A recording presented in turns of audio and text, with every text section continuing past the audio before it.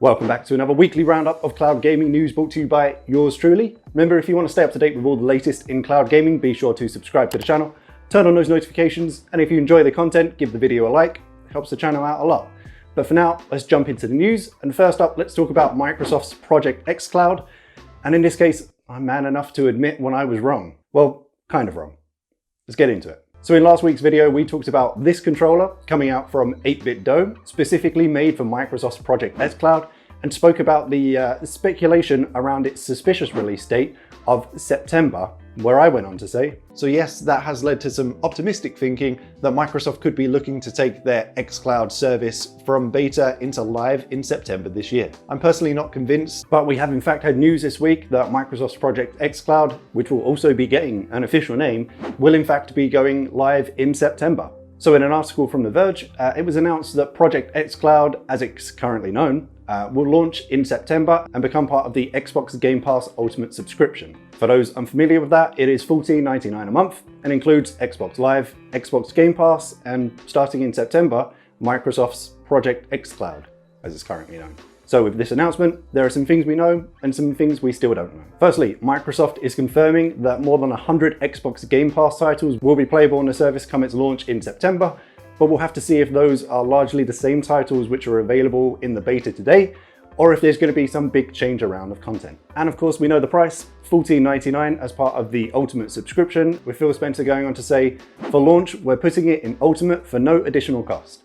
We think it's a good audience to start with, and it's an audience that plays a lot of games. Over time, we will continue to expand how we introduce streaming as part of the platform and playing games that you own that aren't a part of the subscription. And finally, for the moment, we know that it will still be supported on Android devices that you can use today, but that leads us neatly on to some of the things that still haven't been confirmed. On the note of devices, it's unclear if Microsoft has been able to progress further in their agreement with Apple to allow the full application on the App Store and therefore accessible on iOS devices, obviously expanding from what we have today, which is access to just one Halo game. We're not sure if this September launch will include a Windows version that may be running at a higher resolution than its current xCloud beta, which is still capped at 720 for Android devices. And next, we'll have to see which countries the service will actually be available in, with The Verge article stating, Microsoft isn't detailing which countries will be supported at launch just yet. The company has been building out its Azure data centers across the US and parts of Europe with Xbox One S blades to stream Xbox games through xCloud. Microsoft will upgrade these servers to Xbox Series X hardware in 2021. And finally, a pretty big one, we still don't know what the hell the service will actually be called, with again Phil Spencer going on to say, this is the official name, but you should think of it as Game Pass streaming or Xbox streaming, something like that. Phil's got all the details down. So that's all we know for the moment on the currently named Project xCloud, with Microsoft stating that we'll get more information throughout August and September. But at this point, I want to hear from you. The reason I was so sure in my previous video that we wouldn't be getting this in September was because of all the unknowns we've just talked about, but also quite simply, the current performance of the game streaming in the beta hasn't been great for a lot of the people that I've spoken to. So if you're in the xCloud beta and you've been trying it out, I'd love to hear your thoughts on the experience with it so far. How you feel about it launching in September, and above all else, how you feel about it being part of the Ultimate subscription package for $14.99 a month. Let me know in those comments down below. Next, and oh boy, I've been looking forward to this part, get ready for the dislikes, we need to talk about the Stadia Connect that took place this week, which, in all honesty, probably just should have been a blog post. If you did want to see my live reaction, then we did stream it on the channel here, but let's take a look at what we got, and then some of the things we were hoping for, which were nowhere in sight. Firstly, can I point out that everyone I knew who was streaming this struggled to actually find the friggin' Connect. It wasn't a live stream like we were hoping for. It was a video which we just sat and refreshed the Stadia page in the end, and it wasn't showing up. So just a note, Stadia, in future, you gotta give people a heads up. If you're hyping up an event like this, maybe some kind of countdown, maybe drop a link beforehand would be pretty helpful. So the Connect started off with a big Stadia advert, which wasn't too surprising, as overall it seemed like the event was actually more targeted towards new players, not us. So let's do a super quick rundown of every game announced in this Stadia Connect. Firstly, Super Bomberman R64 Online, which actually came out in 2018, but it's coming to Stadia in fall 2020. Dead by Daylight, again released 2016, coming to Stadia fall 2020. I believe this one may actually have cross-play support, so fingers crossed, this being a big multiplayer game, you won't struggle to find matches in this like you do with other Stadia games. Then we have Hello Neighbor and Hello Neighbor Hide and Seek coming to Stadia Pro in September. Then we got one hand clapping, which I was guessing about what this game would be about, but I was right. You sing into the microphone to progress through this platform, but it is currently one of the cheapest games on Stadia, for sale at £2.49. Next, in some less than great news, obviously there was the announcement of Outriders, but we found out Stadia actually isn't getting this until 2021, where every other platform is getting it in December 2020. On this one, it just seems like Square Enix and developer People Can Fly just need more time to port this across to the Stadia platform. Next, Sekiro Shadows Die Twice, again, a game which is now a year old. It's coming to Stadia in fall 2020. This one I'm interested to see people's experience on Stadia, as a Dark Souls type game which requires instant reaction time for blocking. Obviously, if your performance isn't great on Stadia, there is some delay, then this is a game I can imagine you would probably struggle with.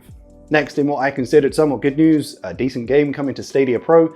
First up, we have Hitman 1 coming to Stadia Pro in September, with Hitman 2 being available on the store to buy also in September, and Hitman 3 coming to Stadia in January 2020, the same time as every other platform. And then of course, a big announcement from Splash Damage, a studio making an exclusive title for Google Stadia, a studio responsible for previous games like Wolfenstein, Batman, Arkham Origins, and even the Gears of War series. We got Outcasters, a multiplayer PvP shooter with an emphasis on trick shots with just, cartoony graphics. And the kicker is, it's actually not an exclusive title for Stadia. It's a timed exclusive, which it said in tiny writing. Either way, Outcasters comes to Stadia in fall 2020. And the last announcement, and what I guess would have been a good surprise and a big point in the Stadia Connect if it hadn't already leaked a week before, we got Orcs Must Die Free. Orcs Must Die Free is available now for Stadia Pro subscribers. We actually played this on the stream after the Connect, and honestly, it was pretty good. I recommend it. And of course, we got mentions of previously known upcoming big AAA titles such as Assassin's Creed Valhalla, Cyberpunk 2077, Far Cry 6, and Watch Dogs Legion. So that was a super quick rundown of everything we got in this Connect, and I could do that super quick because we didn't get much. So we all made predictions about some of the things that might be announced. I covered some of them in last week's video, and I can now confirm none of them came to fruition. Firstly, no new features. We need new attractions. Right? New ones. Uh-huh. Get it? Big shiny new things, yeah. None. A lot of time was spent on the existing click and play feature. It's not something that's new, and it's also not one of their best features, so I think we were all a bit confused as to why it got so much airtime. The expectation set when Stadia talk about this is that anyone can click the link and instantly begin trying out the game, when in reality you click the link and it takes you to a Stadia Pro sign-up page. Next, we're still missing that big battle royale game, the one that's going to bring in the numbers for Stadia. Any one of them will do at this point. Call of Duty Warzone, Apex Legends, or following the Ubisoft forward. It was looking promising that Stadia may be getting Hyperscape, but no, for now it looks like Stadia players are stuck with PUBG and its bots. I'm so embarrassed. I wish everybody else was dead. And finally, speaking of Ubisoft, I'm gonna say Ubisoft because Ubisoft feels weird in my mouth. It seemed like a good move with the Ubisoft Forward and the Stadia Connect so close together that we were gonna get Uplay Plus integration on Stadia, but for the moment, that still just seems like a dream. This could honestly be its own 20-minute video, so I'll leave it there, but most importantly, I wanna hear from you. If you're a Stadia Pro subscriber, are you thinking of canceling? If you haven't tried out Stadia yet, did the announcements this week pique your interest? And probably most importantly, should this have all just been a friggin' blog post? So with some of the bigger news out of the way, let's wrap things up with some of the quicker news stories. Firstly, it's not often that other news makes GeForce Now look good, but this week, of course, as usual, we got new games added to GeForce Now, with this week some pretty notable titles, including Death Stranding, Far Cry Primal, Tom Clancy's Ghost Recon Breakpoint, and at least one cloud gaming platform got it this week, Hyperscape. I mean, other than Shadow. I mean, that was always an option for Shadow.